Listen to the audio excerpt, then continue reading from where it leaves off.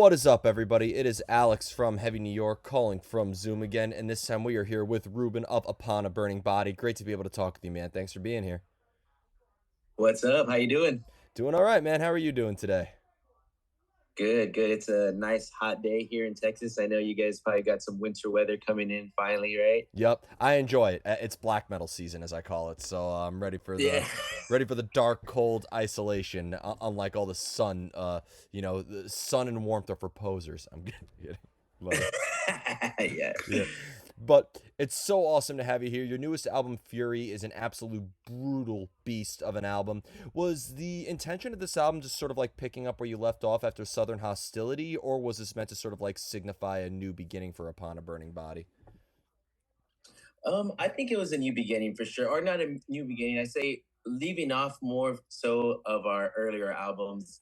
It's kind of like picking up. It's funny. I was just actually talking to our producer about this and how Straight from the Barrio was definitely a standout album as far as like we're trying different things, still developing our sound, and even with Southern Hostility, it's an amazing album and I love it. But to me, there's something that isn't as genuine as Fury. It sounds like like almost like you can hear the Pantera influence and the Metallica and all those great bands that we love, but it was missing some of that essence that I feel we had in our earlier albums.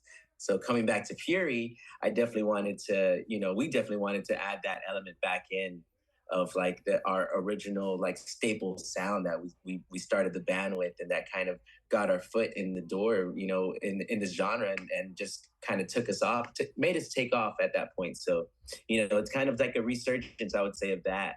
hmm Was there like a preconceived vision for Fury? Were you and Danny and everybody kind of like going into the studio or in the songwriter process with, we need to do this, we need to address that? Or was this a very like experimental and improvisational process? Well, actually, what had happened it's crazy. So, you know, me and Danny are the original members in the band that are left from the original band, and we've kind of taken control of the direction and everything that happens internally. So we've always written together and kind of balanced each other out. But on this one, Danny was he was going through his thing. We were all going through COVID, and it was rough for all of us. So he just said, "You guys go in and just do the music, and when the vocals are ready, I can do them, and I'll handle that part." But so we went in and we just jammed out, and it really was just kind of a refreshing thing, like where we didn't really have a direction, and this was what naturally came out of the writing sessions, hmm and it just felt right, and it felt more, how do I say it, it's just more in line with what we were doing at the beginning, and just kind of the essence, essentially, of what Upon a Burning Body is. Yeah, it almost seems like, because when I listen to A New Responsibility going into Snake's Eyes, going into a track such as Kill the Ego or Clarity, it seems like that, it has the brutal nature that we've all know and love from Upon a Burning Body, but there was a lot of emotional essence in it as well. For you, with the riffing style and the instrumentation, were you channeling in sort of like a personal emotion or a personal point of view in your instrumentation in a way? Oh yeah, definitely. It always comes from that. It's and that's the beautiful thing about writing music is it's like a time capsule, of what you're going through and what you're feeling in life, and that's a beautiful thing about being a musician. And I guess that's a lot of things that's one thing that you know our fans don't really realize as musicians is that that's why it's hard for bands to keep writing the same album, because we're different people, we evolve, and we change. So yeah, every album has that special place in our heart. So it's, yeah, it's definitely from a place of passion, and just doing what feels right, I guess, and not really trying to put these stigmas, or we have to do this, or we have to make this song huge or anything like that. We got rid of all those stigmas, and we're just, let's just write what naturally comes out, and it was beautiful. I've always wondered if like Upon a Burning Body was like a very conceptually driven band, because and this isn't to pigeonhole you guys, this is just for lack of better terms, but you guys have been affiliated with the deathcore movement a lot in a way, but like, and not to discredit other deathcore bands, but I feel like bands like Whitechapel or Chelsea Grin or Suicide Silence, they don't really discuss where they're from too much, or like, this is our stomping ground. This, like, I feel like it's looking outward a little bit more and discussing their interpretation of that. But from the world is ours to now, you guys are represented and we're from Texas and this is what we got to do. Was this always the vision for what Upon a Burning Body was about since the formation? No, it's actually it was something that evolved, like, and it kind of became our thing, and we just kept hearing it everywhere. We're like, oh, it's a Texas band. It's these guys from Texas and from bands and from people, and so we just kind of doubled down on that, and we're just like, well, let's be the Texas band. There really hasn't been an iconic. I mean, there's a lot of great bands that come out of Texas, but I mean, like big iconic metal. You're talking Pantera, and that's what always resonated with us is we're like we want to be that next staple Pantera that comes out of Texas and own that name and as being like a force to be reckoned with from here. And one I'll never forget like looking up because when I saw the name Upon a Burning Body, I was like, what the hell kind of band with that name? What do they write? And I looked up your photo shoots and you also have this imagery and you almost kind of like for lack of better words, like this fashion or this sort of choreography that you demonstrate. Do you almost feel like with Upon a Burning Body, you portray like a character or like a representation of Texas? Oh yeah, 1,000%. Well, I guess it's just that persona that of letting loose. Like I'm a very reserved person, but when people see me on stage, they're just like, "Who is that? Who is that on stage?" Because it's not you. You know what I mean? So I think that's the same for all of us. Is we're very humble, and we come from like the smallest beginnings. So when we go on stage, we just let all that passion out, and I think it resonates with people because that's really what people gravitate towards. I think in our band is that live show, and that's the thing we've been trying to do is just figure out how to capture that on record, and that's always the goal is trying to figure out how we can capture that same energy that everybody loves from our live show and make it come to life on the record.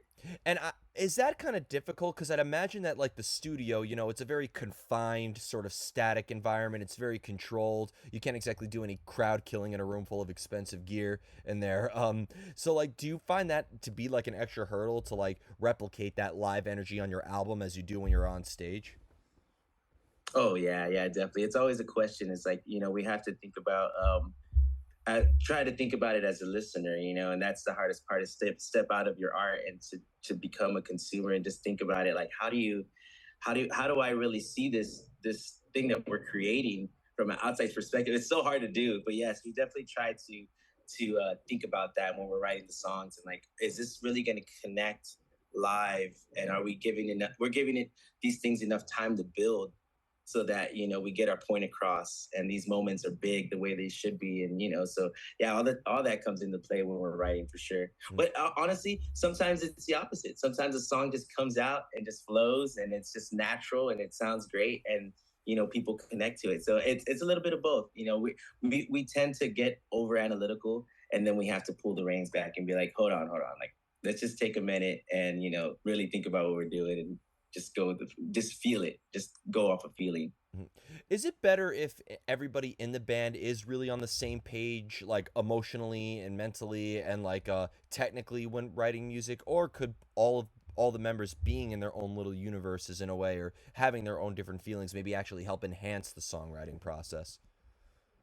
Oh, 1,000%. I think the more you can get everybody involved, the better. Especially with the way we write. We've been doing this thing called free writing with our lyrics, and it's amazing. So, uh, one of us will come up with a topic for the song. Like, okay, this song is definitely like an angry song, or it makes me feel emotional. And okay, so we know we're going in that route, and we'll pick a topic, and then all of us will free write, like kind of like what you did in school. Not really trying to rhyme or do anything, just free write on this topic, as many ideas, and it's awesome to see all the different ideas that we get out of that session. We free write for 10 minutes, and out of that session, we'll have, five or six completely different ideas, different thought processes, different, way to take a look at things. And then we take those ideas and we turn them into the lyrics and into songs because we're like, man, I didn't even think of it that way. Like, and if we didn't get our drummer involved or anybody involved, even our merch guy can get involved. We really don't care where the ideas come from. It's just a different perspective of thinking about things, and it really helps like give us all these different ways we can talk about the same topic. Definitely. And, isolation too is also a great fuel for creativity. Do you sometimes prefer to maybe like write alone when there's nothing between you and your instrumentation and you avoid that pitfall of too many cooks in the kitchen?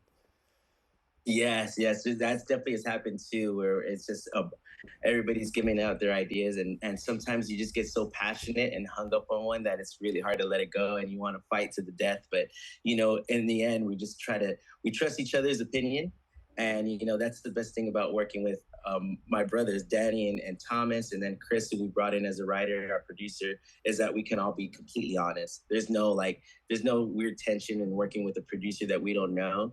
It's just like be as honest as possible. Like if this sucks, and just say it. Like you're not gonna hurt my feelings. I'd rather us move on and keep chugging along than to be hung up on something. Of course. Now, I think there's a lot to celebrate in the Upon a Burning Body camp with this new album, but this year also marks 10 years of Red, White, and Green. Now, for me and a lot of other fans, a lot of people discovered Upon a Burning Body on that album because it was 2012 when you guys, made it to Mayhem Festival 2012 with Slipknot and Slayer and Motorhead and all those great bands. So, kind of going back and turning back the clock a little bit, what was the sort of mindset behind the making of Red, White, and Green, and how would you say things have changed in that course of 10 years with creating The World Is My Enemy now and so on? That's a crazy story because Red, White, and Green was literally the most organic record we've ever written because we wrote the first album and it was super technical. And immediately going out and playing, we realized that, man, we have these great parts in our songs, but the rest, the two technical parts, we didn't really enjoy playing them because the crowd would just stand there and just watch us. It's too much to almost comprehend. They're just standing there, and we're just like, okay, so we have these amazing songs with these good parts. So how can we make that? How can we refine that and just make that better? And we had written literally almost an entire record that was in the complete opposite direction. And when we sent that to the label, we went to pre-pro it at the studio with Will Putney. And when we sent that to the label, they were like, "This is a 180. Like you guys will destroy your careers literally right now if you put this out. It's just too simple." Like and we went like totally far into the spectrum, and they're like, "This just sounds way too simple." So with the rest of our time there, we had 2 more weeks to go before our time was up with Will. And he's like, "Well, you guys just have to write a record, and then you're gonna have to come back and track it another time." So in those 2 weeks, we literally wrote most of Red, White, and Green. I think we only kept like one or two songs maybe from the original writing sessions. I think Sin City was one of them. I think actually it was just Sin City that we kept from the Wow. original sessions. So everything else was written there in the studio live. Like he just mic'd up everything and we literally just wrote it there. And that was what Red, White, and Green is. Is so there's really technically a whole other hidden Upon a Burning Body album with like deep cuts, right? Yeah, nobody's ever gonna hear it because oh my god, it's funny looking back at that. I was just like, oh man, it really was a 180, and I'm sure any business, any label that would have heard that would have been like, what are you guys doing? Like this is crazy. I mean, it gets a lot of people talking. I mean, whether you like it or not, it got a lot more people aware of Suicide Silence. And when bands do change a little bit, Whitechapel took a bit of a different direction. Chelsea Grin has taken a little bit of a direction. I think it's cool when bands sort of like evolve. But aren't you worried that those songs that you're never going to release? I don't even know if you still have them, but maybe they'll be a B side one day and just be the biggest hit you guys ever had. I know, right? Holy, I don't even know if I still have them. I honestly cannot remember because it was just I remember spending so much time writing those and being pumped on them, and then the label was just like, "What are you doing?" And so we're just kind of all bummed. And I gotta dig them out and see if I have them in my computer somewhere because I honestly cannot remember what we were doing. It's been like yeah, like you said, 10 years. I'm gonna start a petition now for Upon a Burning Body to release those songs. Besides, Yeah. besides. But was that because like at that time you were just trying to maybe distance yourself and make a complete evolution from The World Is Ours in a way where or something like that? Yeah, we just saw the reaction, the crowd reaction. We're just like, man, like at the end of intermission, the chug part, you know what I mean? Like every night that part would just go off. But that's the only part of that song where people would like, it's just it's such a crazy, hectic song.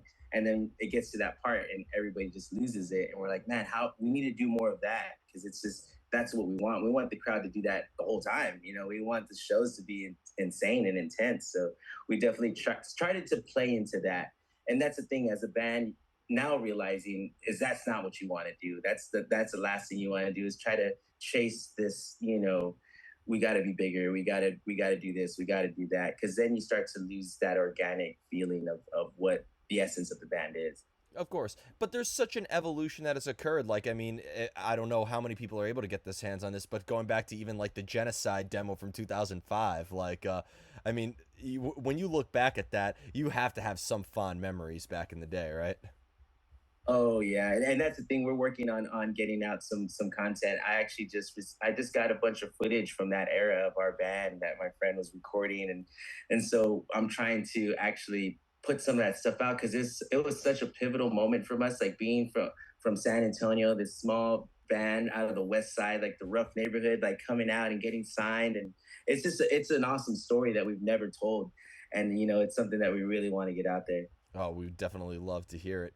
I have a few more questions left for you, and one thing is that Upon a Burning Body has toured with a variety of different bands. Like I mentioned, that first Mayhem Festival with Slipknot and Slayer, but you then played Mayhem Festival 2 years later with Avenged Sevenfold and Korn, and Trivium was also on the bill.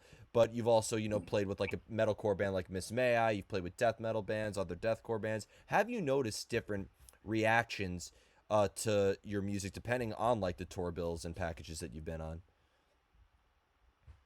That's a great thing, about having so many different styles of albums and constantly evolving, is that we're able to kind of play into different crowds. And if we wanted to do a death, quote unquote, deathcore set, we have the heavy songs to do those. But if we were going with the band like In Flames, or Trivium, we have the more metal anthemic songs that we can play. So it's cool, like to be able to draw from those crowds. But I think Mayhem is really what solidified our fan base in like the metal world. And those fans that we built on those two tours still come out to this day, and they're still diehard fans. And it's awesome because there's it's like they only know really like the mainstream bands. When they come see us, a lot of the bands that we tour with, they're like, I've never heard of those guys.